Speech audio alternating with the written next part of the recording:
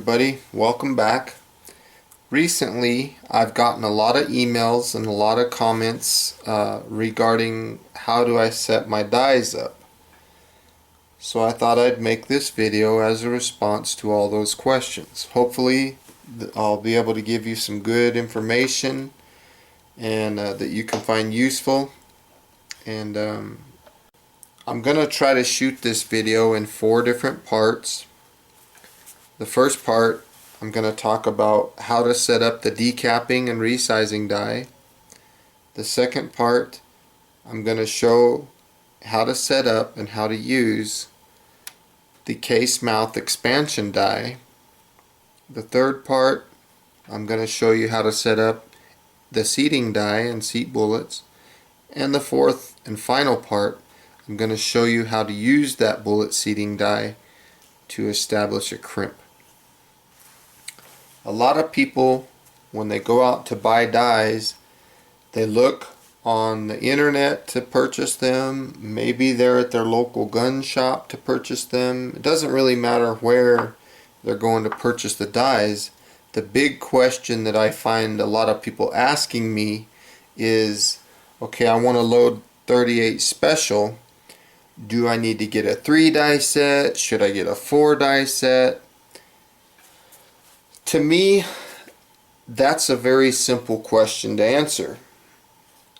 Reloading to me is all about raising the ram on this press. Okay, I'm doing this over and over and over, and what reloading to me is about the most amount of progress that I can get to this single bullet with the least amount of ram strokes. So for me to answer that question, do I need a 3 die set or do I need a 4 die set? To me, if you're going to be on a single stage press, I highly recommend a 3 die set. And that's because the third die, which is the bullet seating die, will also be used to crimp the bullet. So it'll serve as 2 functions. If you were using a progressive reloading press, I would recommend to you to get the 4 die set and set those two, the bullet seating and the crimping, independent of each other, since you have the progressive press. So today, since we are on a single stage press, I'm going to be using the 357 Magnum dies made by RCBS. It's a 3 die set. You see the word carbide right there. Carbide means you don't have to lube your cases. But in our case today, I went ahead and lube anyway. It doesn't hurt to. So I'm going to go ahead and set up my press by installing the appropriate shell holder, and we'll see you on the next step, and that's going to be decapping and resizing. Okay, now I have in my hand, I have the first die of the sequence. This is the decapping or resizing die. It's noted by the small pin that comes out of the bottom of the die. This pin's job is to knock the old primer out of the case, and also what this die will do was it'll resize the diameter of the case. So I want to start to insert this into my press, and I'm going to raise the ram all the way up. I'm going to thread this die down until the die body itself touches my shell holder.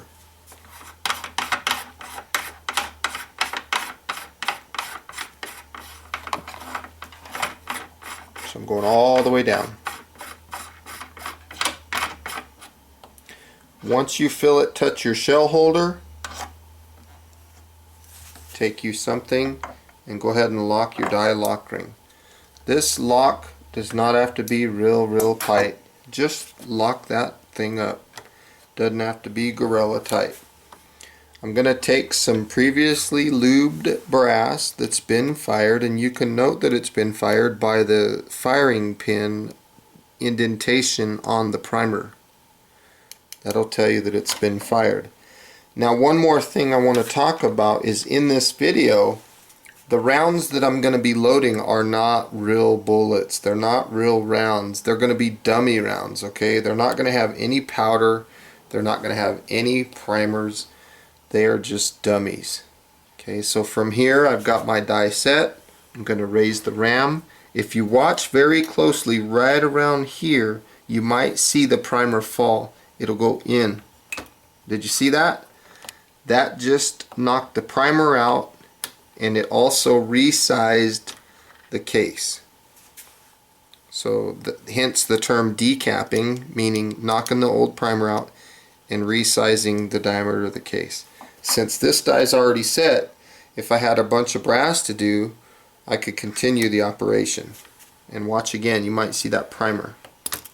There, the primer got stuck. When it does that, I can usually catch it down below in my hand. There's the old spent primer. So this is basically all there is to it, to the decapping step, the first die in this operation. Okay, now we're ready to set up the second die. This is going to be the case mouth expansion die, and you can see that I have a bullet in my hand. I'll talk about that a little bit more here in a second. So first thing is first, I need to take out this decapping die because I'm done with that operation.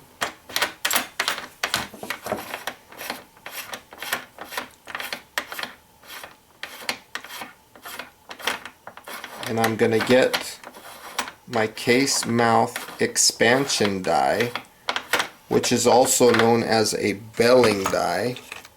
You can notice that I have all my settings backed out all the way.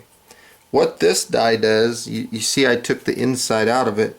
What this does is it forces this plunger down into the case, and when it gets low enough, you can see that beveled area. Let me put it in front of my shirt so maybe you have a contrast in colors to see it. That little beveled area, when it starts going deeper, it'll get up into that beveled area and it'll expand the case mouth. The reason we would need to expand the case mouth, I'll explain here in just a second.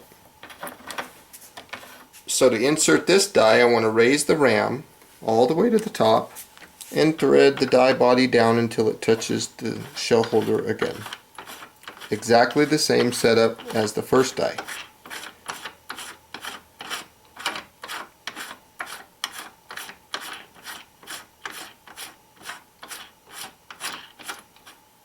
Once you feel it touch, just go ahead and lock the lock ring. And again, it does not have to be gorilla tight, just snug. Okay, so what I was talking about earlier is if you try to take this case and you try to put the bullet in there, it won't fit, because right now they're about the same diameter. Hope you can see. Because of all these colors, let me step in front, maybe you can see it against my shirt. See, I try to put that in, it won't fit. So that's why I need to use this second die. So I'm going to insert my case into the press, raise the ram, and I'm going to lower this down a little bit at a time. And each time I'm taking this bullet and I'm checking it. I want the bullet to just barely fit in there. I'm taking the walls of the case mouth and I'm stretching them outward. Make very small adjustments on this case mouth expansion plug. Don't go like 5 turns or anything, because if you go too much, what'll happen is you'll be shortening the life of your brass, because you'll be stretching it out, putting it back, stretching it out, and the result would be, like I said, the life of the brass would be shorter. You'll be able to tell when you're starting to get close. And right now I'm doing about 1/4 of a turn increments. We're getting really close. You want it to just barely fit in there. Another 1/4 of a turn. You know, I look at this a lot of the same way as I look at woodworking. If I cut a board too short, it's just flat out too short, you know? So if I cut it and it's not the right length, but it's too long, that's still okay. I can cut it a little more. See, now there you can see that the bullet is starting to fit into the mouth of the case. It's barely starting to fit. from here, I'm going to go just a very mild, very conservative amount. I'm going to turn this case mouth expansion stem clockwise about a 1/16 of a turn, raise the ram, and now let's see what we have here. That's perfect. Let me zoom in and show you that. Okay, you can see that, how easily the bullet fits in there. It's not tight, it's not loose. That's really, you notice the variances are very tight, the tolerances are very tight. That's perfect. If we don't want to go too excessive in our case mouth expansion. Okay, so once you get the desired amount that you're looking for, I recommend that you raise the ram, because we've already established the amount of belling that we want. The reason I raise the ram is because it'll lock this belling adjustment screw down so that I can lock the lock nut for that. This die is now set to complete the process on the rest of the brass. So I would take all my brass and go through this process, expanding the case mouth. And that's all there is to it, to setting up the second die of the sequence. Now I would like to take some time and talk to you about seating a bullet. But before I can do that, I got to remove the case mouth expansion die from the press.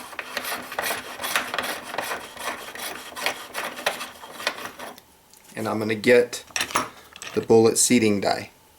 And what this does is this is the bullet seating plug, and what this part does is it comes down and it meshes against the top of the bullet, and as the ram is raised, this little part here, they meet. Okay, so as I screw this down into the die more, the result would be that as I raise the ram, the further down this is, the deeper the bullet would seat. Okay, so even though these are dummy rounds that we're dealing with, we'll pretend that they have a live primer and that they have powder. We'll go ahead and insert a case into the press, and we want to raise the ram all the way up while the die is still just barely in. We don't want to go in all the way with the die yet. It looks like I'm going to have to move my angle back a little bit so you can see. So bear with me here. There, that's much better. Okay, so again, just to clarify, I have a case in there. This is backed out all the way. This is backed out all the way. I'm going to raise the ram all the way up.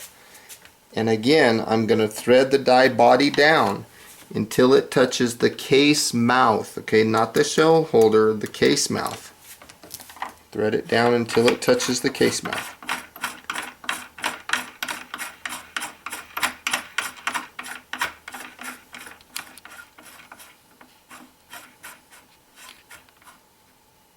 Once you feel it touch the case mouth, lower the ram slightly or all the way down and back this die out counterclockwise 1/2 of a turn. From here, lock the die lock ring and hold the die body while you lock the lock ring. Because if you don't hold the die body while you lock the lock ring, there's a chance that you might turn that die back in, and you don't want that. The reason I backed it out 1/2 a turn was because I wanted to take the crimping feature out of the die at this point. I just want to seat a bullet. In my hand, I have a bullet here. This bullet does not have a cantilever. It's a Rainier bullet. It's a good bullet, doesn't have a cantilever. Here I have a cast bullet that I've made using a Lyman cast mold. It has the cantilever or crimping groove here. So depending on what kind of bullet you have, like this Montana bullet also has the cantilever. We'll talk about that a little bit more here in a minute when we get into the actual crimping. So I've got my bullet in my hand. I'm going to insert the bullet into the brass, and I'm going to raise the ram all the way up. From here, I'm going to turn the bullet seating stem clockwise downward until I feel it touch the bullet. Then I'll lower the ram just slightly and give it like another couple turns. Raise the ram, and what that'll do is that'll start to seat the bullet for me. I'll keep this up where you can see it. Okay, now what I want to look at is I want to look at the distance between the crimping groove and the top of the case mouth. And since there's a little bit of distance between the two, I'm going to need to go deeper with my bullet. Okay, so to do that, I'm going to go another turn or two on the bullet seating stem, clockwise. Seat the bullet a little more, and look again to see where I'm at. Now, just like I mentioned earlier, just like cutting wood, you don't want to go past it. You don't want to seat your bullet too deep. You want to go just deep enough to where you got that bullet where the cantilever is lined up with the case mouth. So I'm going to start making my increments a little smaller because I'm getting closer. Right now I did it about 1/8 of a turn. Now we're getting really close. The cantilever is still mildly high. See that? Still a little bit high, so I'm going to go like a 1/16 of a turn, and there we go. Let's go a little bit more, another 1/16. Now that looks good. That bullet seating depth looks really nice. Again, you want to make small adjustments. Let's go a little more. These little increments that I'm doing are like 1/16 of a turn. Now I have the desired bullet seating depth that I want. From here, and I back out so you can see what I'm doing upstairs here. From here, I've established the bullet seating depth that I want. I'm going to raise the ram, and what that'll do is that'll lock the bullet seating stem in place so that I can lock the bullet seating stem lock nut. Take my crescent wrench and lock that into place. If that was all I wanted to do, in other words, if I did not want to crimp, this would be fine. This die is now set, and each additional cartridge after this will have the correct bullet seating depth. Now, one thing I want to make sure that I make a note of is this case length gauge. I want to make sure that that bullet, if you didn't want to crimp it, you want to make sure that that bullet it'll fit into that weapon. In most cases it would be a revolver. So you get that case length gauge and check it, and if it fits, you're good. That die is set. If it doesn't fit into the case length gauge, then my recommendation would be to establish a small crimp on it. Just a small crimp. It doesn't have to be a big old heavy duty crimp. Okay, so that concludes the third step of seating the bullets. Now that we've got our bullets seated, we want to crimp around the cantilever area of the bullet. Okay, we want to take the case mouth and we want to bend it in at the top of the bullet into the cantilever. To do that, the first thing I gotta do, and this might sound counterproductive, but it's necessary. The first thing I have to do is loosen my bullet seating stem lock nut, holding the bullet seating stem. I don't want the bullet seating stem to turn. Loosen the lock nut, take it back a couple turns. Now I'm taking the bullet seating stem outward or counterclockwise a few turns. What that'll do is that'll make it so that when I raise the ram, if I was to lower the die body, it won't seat my bullet deeper, because now we're going to employ the crimping feature of the die. So I'm going to hold the die body, I'm going to loosen the die lock ring. Okay, so now everything's loose again. I'm going to raise the ram, and now again I'm going to turn the die body down until I feel it come in contact with the case mouth.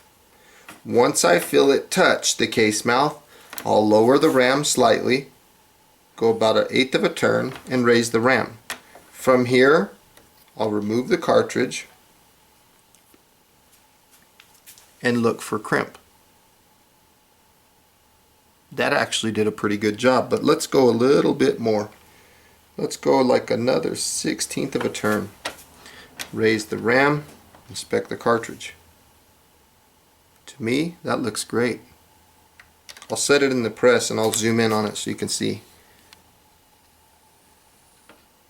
It'll take the camera a second.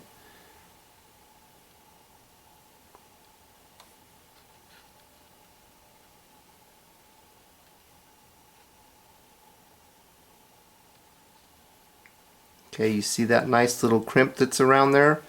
You can see how the sides of the bullet, this area, how they kind of bend in, but it's still not quite enough. So I'm going to turn the bullet, the bullet seating stem, I'm confused here. The die body, I'm going to turn it clockwise another 1/16 of a turn. And check the round. You don't want to go too far. Let's go a little more. 1/16 of a turn. You can see the die body turning here in the video. Seat it a little more. I'm crimping a little more. Let's go a little bit more. You could watch the die body here and watch how small the adjustments are.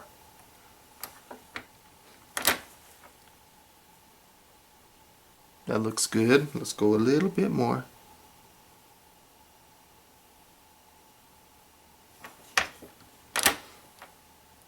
That looks really nice.